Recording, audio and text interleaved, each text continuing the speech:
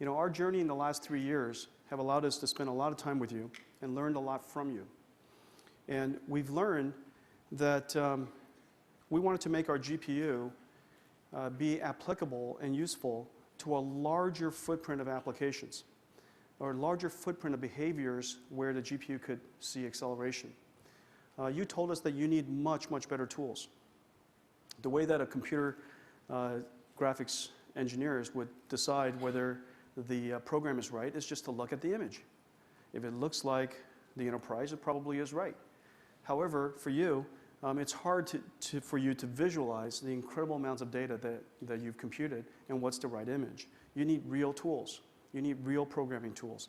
And the third thing is, now that you've caught the bug of GPU computing, you wish more than anything that we could increase the speed of our double precision performance to get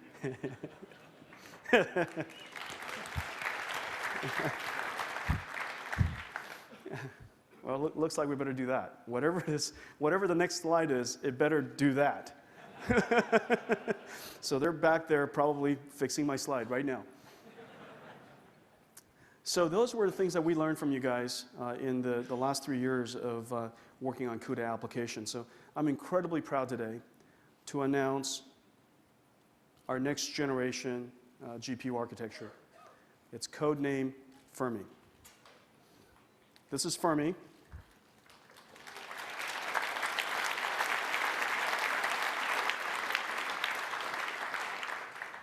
Fermi is a miserly 3 billion transistors. It is an absolute powerhouse, and we call it a supercomputer with the soul of a GPU. Instead of a GPU that has been extended for general purpose computing, we took a massive investment and a massive risk, frankly, to start from the ground up a brand new architecture which is designed to be a computer first, however, to treat computer graphics and parallel computing as equal citizens. And so we created Fermi with 3 billion transistors, over 2 times the number of cores as the last generation. And we improved the double performance speed up by 8 times. I don't think there's ever a generation of I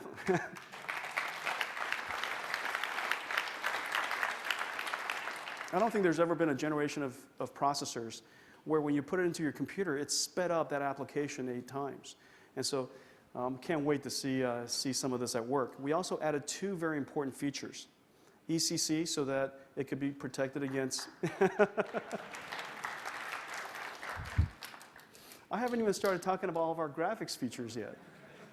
ECC, so that it could be protected against soft errors. And you know, for those in the audience who don't know what it is, there could be alpha particles from space, highly charged particles that somehow hits our chips. It could be electromagnetic interference from the system, and it could flip the bit. These days, the transistors are so small and it carries such a small charge, they can easily flip. And so we have ECC protection on our register files, on the L1 cache, the L2 cache, as well as all the way up to frame buffer memory. We also unified the address space of our GPUs. And so now it can support gracefully C++. So these are the new capabilities of Fermi. Now I have one sitting right here. This, ladies and gentlemen, this puppy here is Fermi.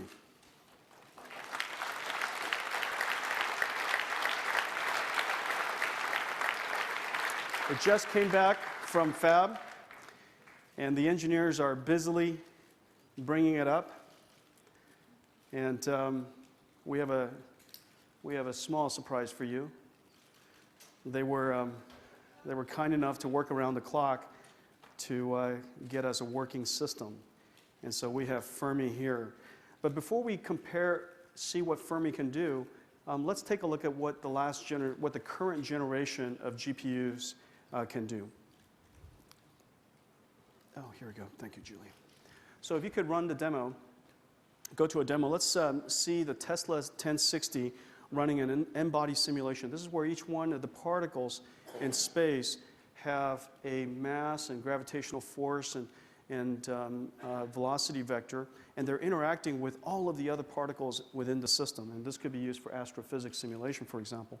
This is our first generation Tesla 1060, the current generation Tesla 1060. And in this particular case, is running at about 44, 45 frames per second. And it's about, something along the lines of 30 times faster speed up over a CPU. That one of the things that many of you have said very, very clearly is you would like to have more double precision. That double precision is too important to your work. Now let's change 1060 now to double precision. So this is the 1060 running double precision floating point. This is still a speed up over a CPU. However, now that you've got the bug, the GPU computing bug, you just wish that we would treat double precision as an equal citizen to single precision. So if you could, show me what this application looks like on the Fermi.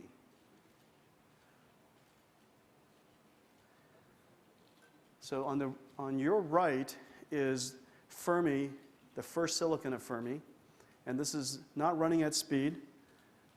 And so with a little bit of tuning that they've had the last few days, they've been able to achieve a speed up of about 5 times.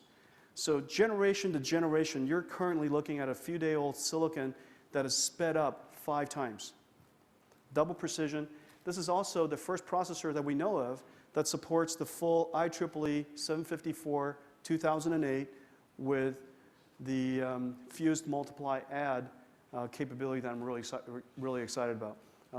Obviously, most of you in the audience knows that the fused multiply add does the multiply and the add, then does the rounding instead of doing rounding on intermediate steps.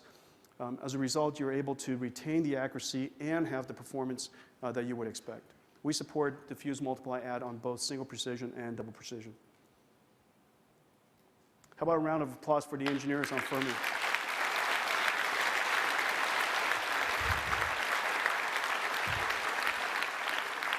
Okay, we can go to the next slide, please. Thank you.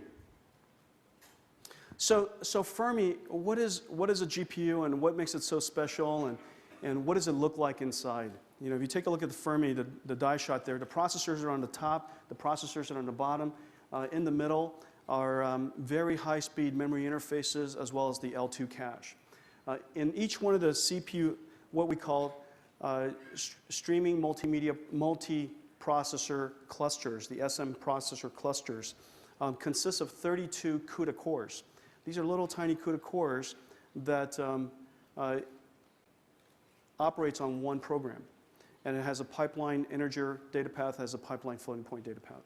And so each one of these SM cores has 32, SM processors has 32 CUDA cores, and there's 16 of them inside the first generation Fermi GPU that makes the 512.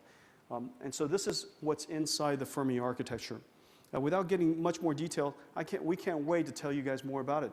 And so who's waiting for Fermi? Well, the number of people that are waiting for Fermi are quite a few. I know that you guys are. And I know that in part of the Fermi announcement, I'm showing you something that is probably sexy to you. This is probably the best part of our GPU announcement to the people in this audience. The world's first source level debugger for a heterogeneous computing architecture in a unified programming development environment, Visual Studio. And so this is called Nexus.